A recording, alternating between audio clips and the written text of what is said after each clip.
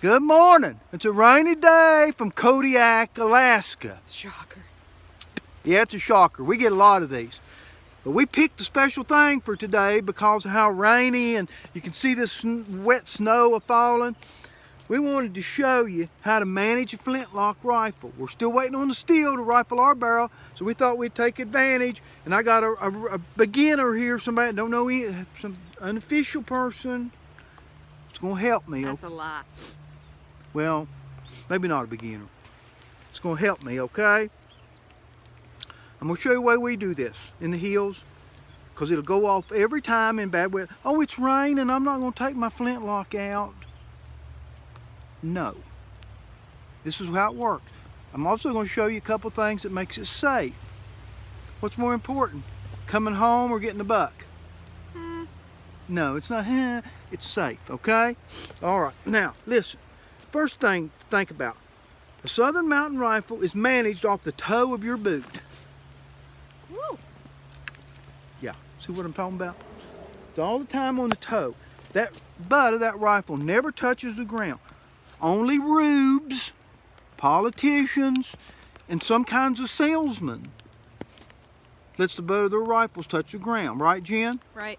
Yeah. Do not let that. It stays on the toe of your boot. These are thin in the wrist. They cannot take that pressure, nor should ever be touching the ground, okay? Second thing is, you see this? The muzzle. You're responsible for where that is. That dude is either pointing straight up or straight down. You do not sweep your pards. I got a sweeper here. Okay? No, that's not true. That is true. We do not sweep our pards, okay? It's very, very, you will not get invited back to a hunting if you do this. Do not do that, okay? You're responsible for it. Well, it's a flintlock. It's an old thing. This thing's still a deadly weapon, folks. If you don't believe it, ask Patrick Ferguson. Oh, you can't, because they shot him with one in American Revolution, okay? This is a very deadly weapon today, just like it was, okay? So you be careful with it. You manage it safely, you'll come back every time. And so will everybody, all your friends, okay? Now, first thing to think about. See how she's wearing a hunting bag? This is like if you was out in the woods, okay? Now, this hunting bag is an exact duplicate of my great-grandfather's. I had it made to match his in every way. But you see how a Southerner, where's a Southerner wear their bag, Jen? Up under the armpit, tight and tidy. Up under the armpit. It's not down here swinging around like a hula hoop when grabbing and... What? That was funny. That is funny, isn't it? Yeah. I was thinking about you doing a hula hoop. You don't, it's not like that. It's up under your armpit because you're hunting with the dog and you got to run through the laurel bushes. You cannot be tied up, hung up with all these doodads. Now, if you're to shoot match, it's a whole different game, okay? But everything's tight, it's in a bag. Now, there's something about this horn. Turn this horn around here, Jen. Something about this horn I want you to see. Oh, there's no string from the stopper to the spout. That's on purpose. That horn is one of two places. It's either in your mouth, the tip is either in your mouth, or the tip's in the horn. You will never see us standing at a campfire with a string holding the spout of our horn and not getting ready to blow a bunch of hillbillies all the way to the promised land. You're coming in on me there. Coming in on you. You're taking up the whole screen. The whole screen. Anyway, listen. If you got a string from your powder horn to your spout, stopper, Cut it off. cut it off, okay? Like they say, cut it out, okay? Ain't that the That way? wasn't right. Well, anyway, you know, y'all saw that show, right? Okay, now listen. Just get ready and go. So this thing don't take all day, all right? First thing you do when you handle this is you cradle your gun and you're constantly watching the flintlock mechanism and you do your hat like this. Step one, do your hat, remember? See the water running off? You don't want to look down in your pan and fill it full of water. So do your hat like that, step one, okay? Your gun's cradled here like a little child, okay? Gun's cradled like a little bitty child. You take a pit made out of some metal that don't spark. This is a piece of brass, and you put it in the vent hole. Get up there and show them, Jen. Stick it right in that vent. You see it? Put it out there where they can see it, okay? Now, then you shut the cock down on it.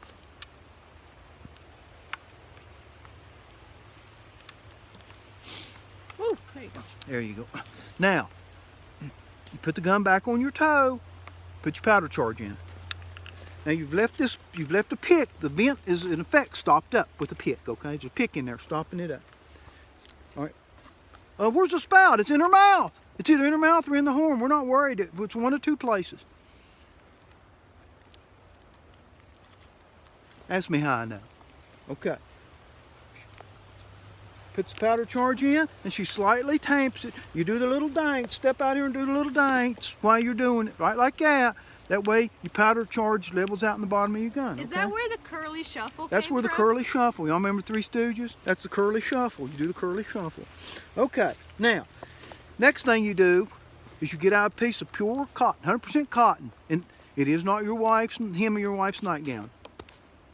That'd be cool. That would be cool, but don't do that. Okay. That's a pro tip. Don't cut any parts in your wife's nightgown. That's your relationship tip. That's a pro tip, okay?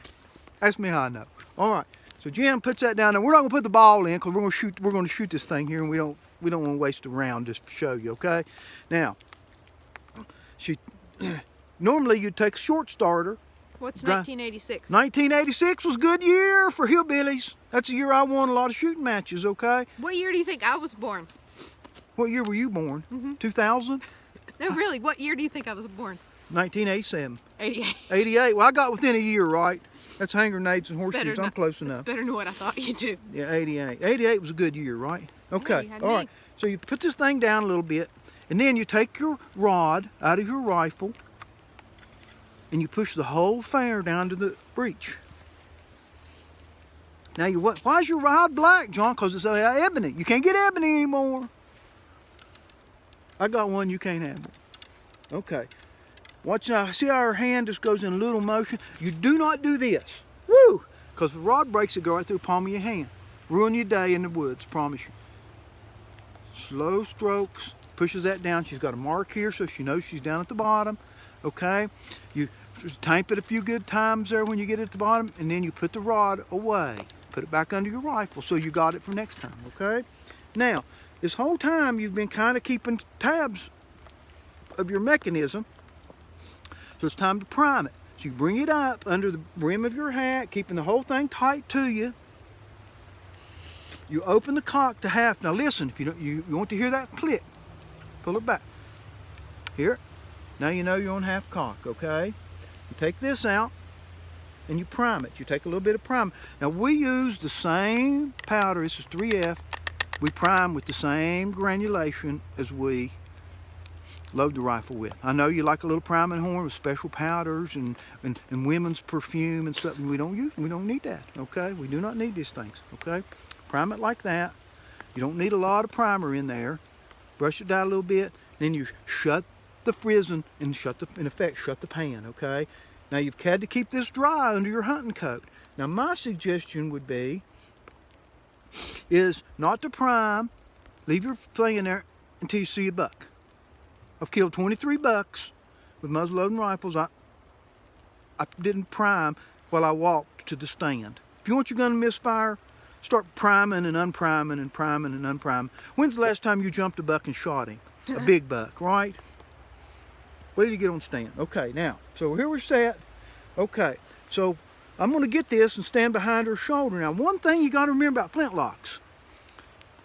When she fires, there's going to be a huge stream of hot gas blow out of this vent hole. It's very, very, very poor manners to not tell anybody that you're getting ready to shoot a flintlock. Everybody's used to caps and inlines. When you step up beside somebody and shoot a flintlock and it burns all the hair out of their ear, trust me when I tell you, you got a problem. So what would you say? Well, you would say far, far, far. Not fire. Fire is a command. Like far. Like far. Far, far, far. Far, far, far. Fire is a command on the shooting range. You get around there and start hollering fire on the shooting range, somebody's going to ask you to come off there, okay?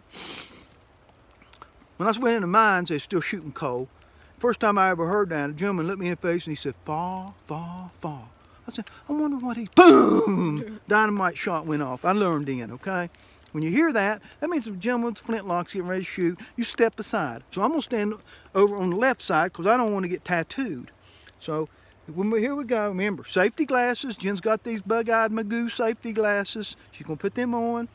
And she's going to put the thing on full cock. And you hear it cock, pull it back, and you'll hear it cock. Okay?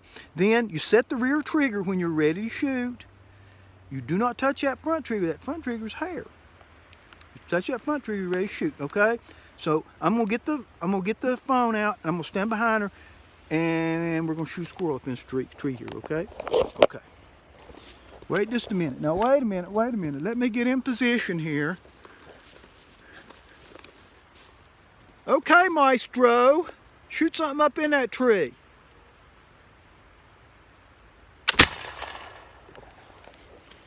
And that's how they did it in 1776.